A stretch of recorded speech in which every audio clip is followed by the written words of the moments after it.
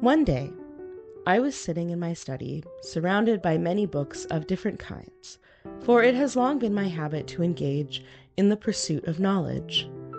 My mind had grown weary as I had spent the day struggling with the weighty tomes of various authors whom I had been studying for some time. I looked up from my work and decided that, for once, I would put aside these difficult texts and find instead something amusing and easy to read from the works of the poets. As I searched around for some little book, I happened to chance upon a work which did not belong to me, but was amongst a pile of others that had been placed in my safekeeping. I opened it up and saw from the title that it was by Metolius. With a smile, I made my choice. Although I had never read it, I knew that, unlike many other works, this one was said to have been written in praise of women. Yet I had scarcely begun to read it when my dear mother called me down to supper, for it was time to eat. I put the book to one side, resolving to go back to it the following day. The next morning, seated once more in my study, as is my usual custom, I remembered my previous desire to have a look at this book by Metolius.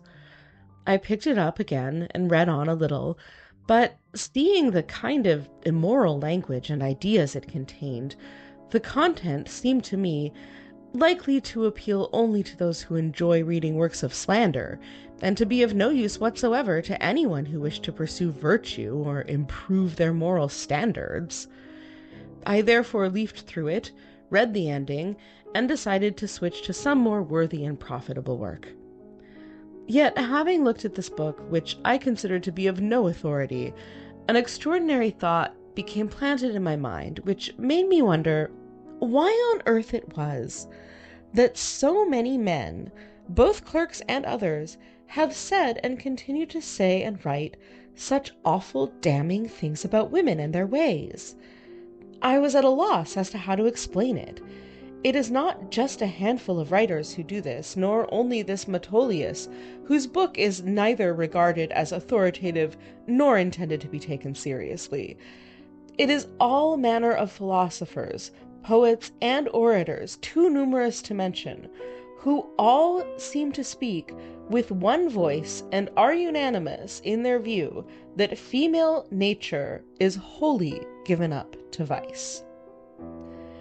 As I mulled these ideas over in my mind again and again, I began to examine myself and my own behavior as an example of womankind, in order to judge in all fairness and without prejudice whether what so many famous men have said about us is true. I also thought about other women I know, the many princesses and countless ladies of all different social ranks, who have shared their private and personal thoughts with me. No matter which way I looked at it, and no matter how much I turned the question over in my mind, I could find no evidence from my own experience to bear out such a negative view of female nature and habits. Even so, given that I could scarcely find a moral work by any author which didn't devote some chapter or paragraph to attacking the female sex, I had to accept their unfavorable opinion of women, since it was unlikely that so many learned men, who seemed to be endowed with such great intelligence and insight into all things, could possibly have lied on so many different occasions. It was on the basis of this one simple argument that I was forced to conclude that, although my understanding was too crude and ill-informed to recognize the great flaws in myself and other women, these men had to be in the right. Thus I preferred to give more weight to what others said than to trust my own judgment and experience. I dwelt on these thoughts at such length that it was as if I had sunk into a deep trance. My mind became flooded with an endless stream of names as I recalled all of the authors who had written on this subject. I came to the conclusion that God had surely created a vile thing when he created woman. Indeed, I was astounded that such a fine craftsman could have wished to make such an appalling object, which, as these writers would have it, is like a vessel in which all the sin and evil of the world has been collected and preserved. This thought inspired such a great sense of disgust and sadness in me that I began to despise myself, and the whole of my sex as an aberration in nature. With a deep sigh, I called out to God, "O Lord, how can this be? Unless I commit an error of faith, I cannot doubt that you, in your infinite wisdom and perfect goodness, could make anything that wasn't good. Didn't you yourself create woman especially, and then endow her with all the qualities that you wished her to have? How could you possibly have made a mistake in anything? Yet here stand women, not simply accused, but already judged, sentenced, and condemned. I just cannot understand this contradiction. If it is true, dear Lord God, that women are guilty of such horrors, or as so many men seem to say, and as you yourself have said, that the testimony of 2 or more witnesses is conclusive, how can I doubt their word?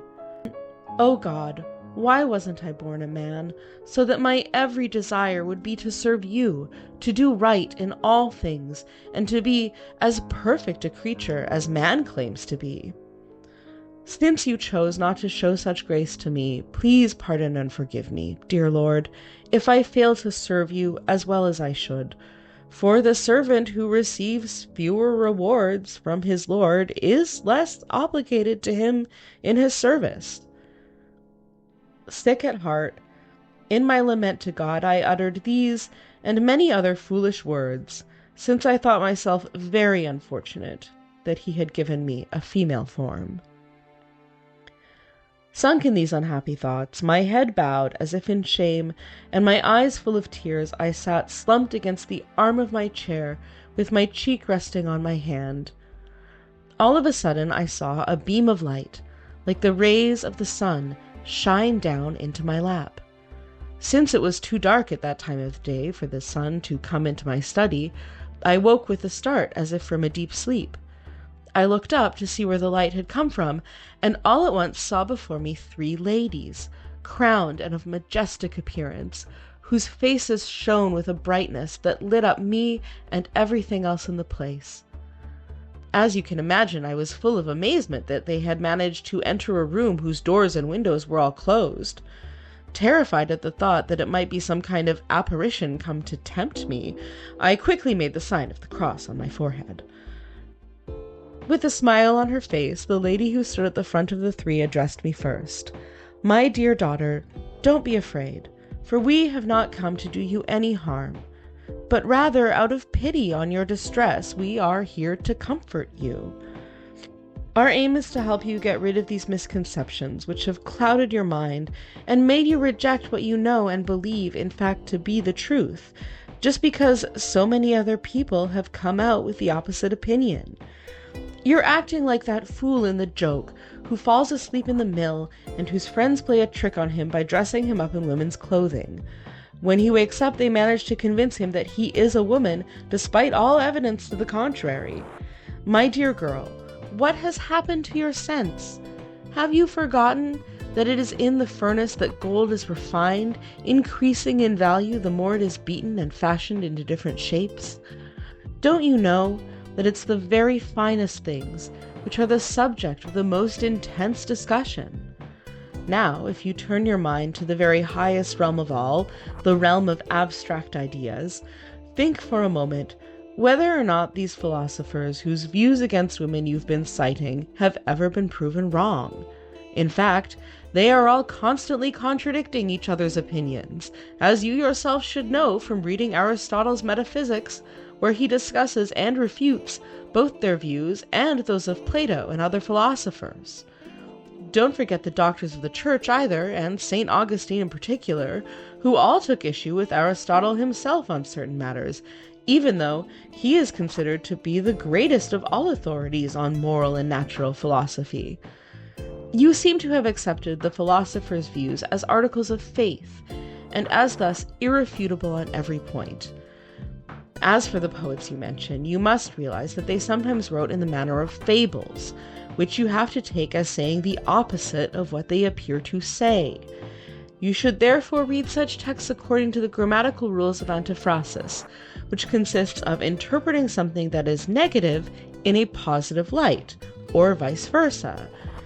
My advice to you is to read those passages where they criticize women in this way and turn them to your advantage, no matter what the author's original intention was.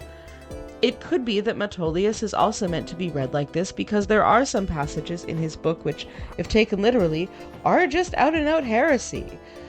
As for what these authors, not just Metolius, but also the more authoritative writer of the Romance of the Rose, say about the God-given holy state of matrimony, experience should tell you that they are completely wrong when they say that marriage is insufferable thanks to women. What husband ever gave his wife the power over him to utter the kinds of insults and obscenities which these authors claim that women do? Believe me, despite what you've read in books, you've never actually seen such a thing, because it's all a pack of outrageous lies. My dear friend, I have to say to you that it is your naivety which has led you to take what they come out with as the truth. Return to your senses and stop worrying your head about such foolishness. Let me tell you that those who speak ill of women do more harm to themselves than they do to the women they actually slander. Lady Reason replied to my words, saying, "Stand up now, daughter, and without further delay, let us make our way to the field of letters.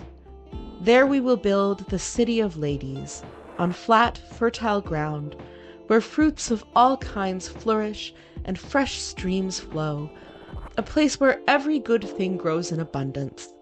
Take the spade of your intelligence and dig deep to make a great trench all around, where you see the line I have traced, and I'll help to carry away the hods of earth on my shoulders."